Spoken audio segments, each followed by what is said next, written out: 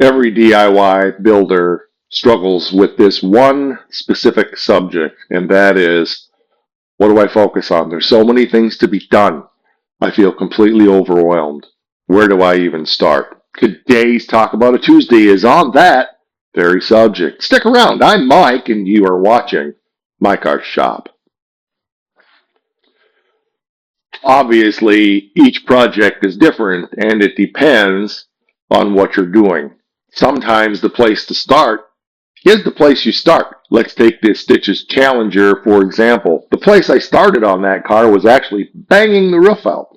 I wanted to know if I was going to have to put a roof skin on this or if I thought I could fix it. So while the car was still sitting outside before it was even in the shop, I just took a couple of, I don't know, maybe a half hour every few days and just went out and tinked away on the roof until I got it banged out and thought, yep, I'm going to be able to straighten that out. Was that necessary for the project? Yeah, it needed to be done. Was it the first thing that needed to be done? Maybe not. But it is the first thing that I did.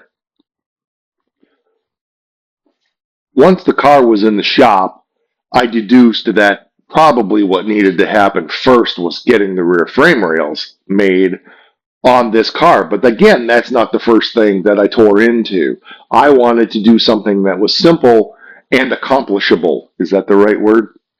I wanted to do something that I could feel a sense of accomplishment, kind of get the oils and juices flowing in my fabrication chops. So I made the trunk floor support gas tank mount piece for the back of the car first. Did it need to be done first? No, not really. I'm sure if you watch that video, because every moment of this project is on the channel, I'm sure if you watch that video, I had my rationale as to why I was doing that. But the reality was I was doing it because I was doing it. It was the thing I chose to do.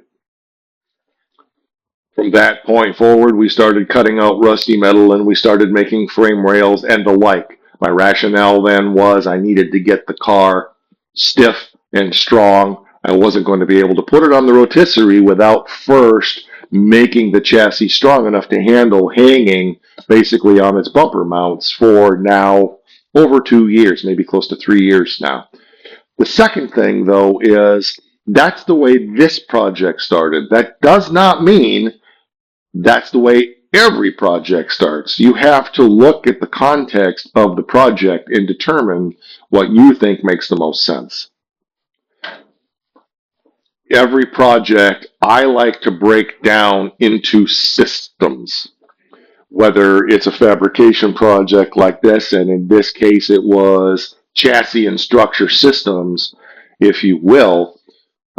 I still like to break projects down into systems. If I had a vehicle that I brought here that wasn't running, and we did this on the Golden Mullet, there's a 2-hour epic cinematic movie here on the channel if you haven't seen. I'll try to remember to stick a link to it up here, but I won't promise that.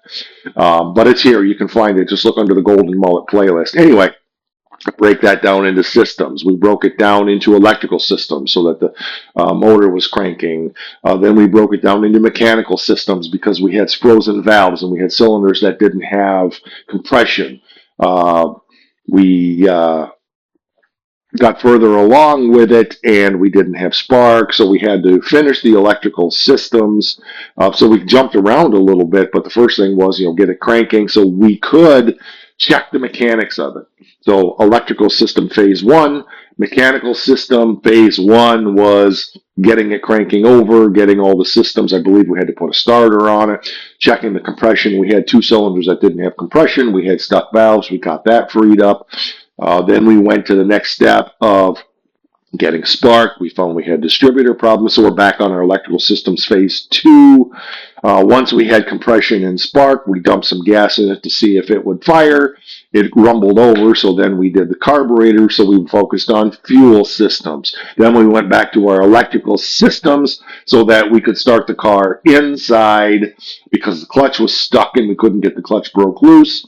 And so we wanted to be able to sit in the car with it in gear and hit the starter and make it crank and fire up so we could drive the car around. So we broke it down into systems. First was electrical to get it cranking. Second was mechanical to see if the mechanics of the motor were okay. They weren't, so we fixed that. Then we went back to our electrical, so we went Then we went on to the next thing. Now, on another project, I might do all of the electrical first. I might do cranking and spark and make sure that our puff is at the right time, and then check compression, make sure that our spark is with the puff. Obviously, we're checking to make sure we have puff, but we're focusing on those systems.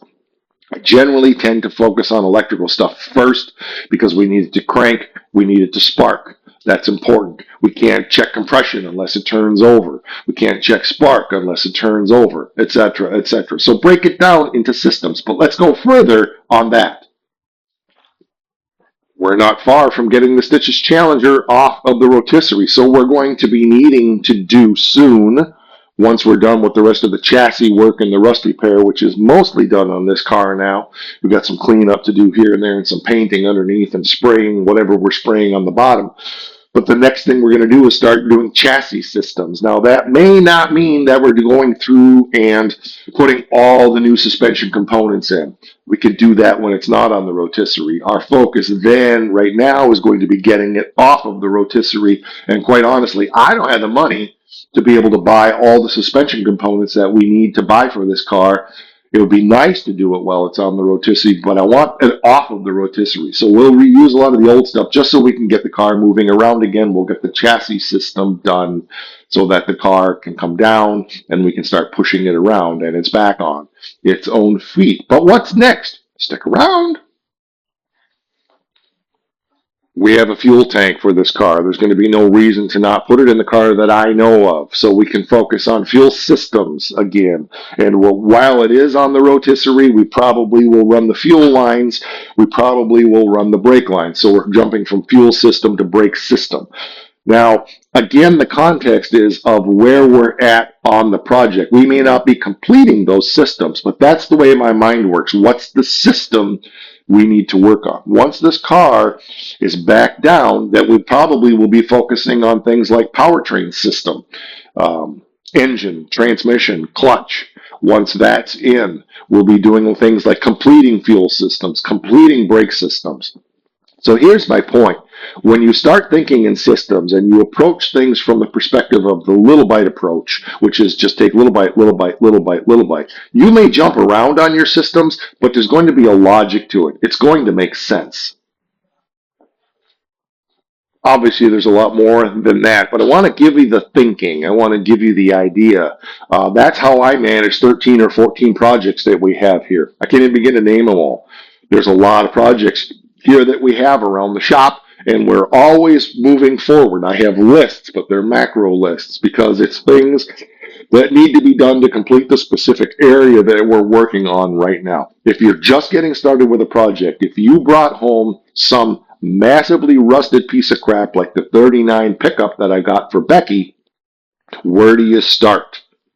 You start where you start. First of all, you want to look at the project and say, okay, what do I need to do to keep this project intact so that further damage doesn't happen while I'm working on it? So structural systems. You see what I'm saying?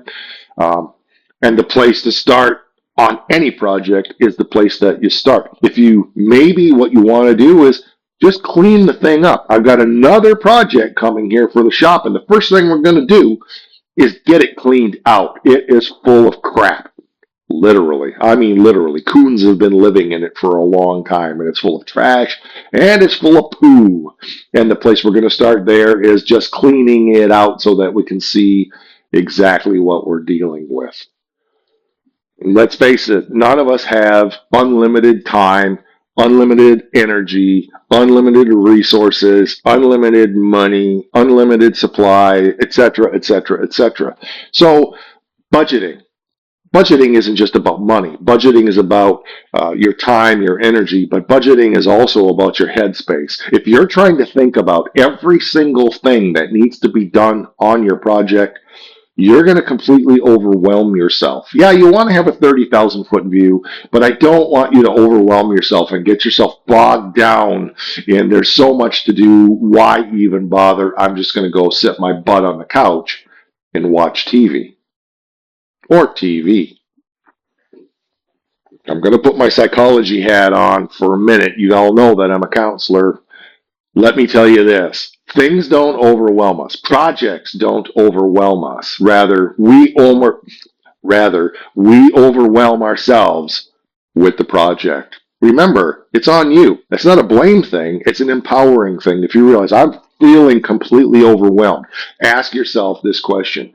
How am I overwhelming myself with this project rather than looking at how this project is so overwhelming? I don't want you to give the project power. I want you to keep your power and realize, okay, I'm overwhelming myself with this. Let's back up. Let's break this down into little, accomplishable, doable bites. All right, that's it for this one. Drop your comments down there. I appreciate hearing from you. We will catch you on the next one. Like, share, subscribe. We have merchandise. This one's an old one, but we have long sleeve shirts, t-shirts. We have them all the way up to 4X now. So for the guys that have been asking, they are over there. We have stickers. We also have channel memberships. You can find that link down, well, in the YouTube itself. There's a place where it says join or something like that. For as little as $5 a month, you get access to behind the scene comments, content, and also you get early access to many episodes here on the channel. I really appreciate you being here. Drop your comments down there about how you deal with project overwhelm, especially in the early stages, and we will catch you on the next one. Don't forget, because it's super important. In fact, it's the most important thing around here as far as I'm concerned, because if you can't do this, can you do anything? Wrong!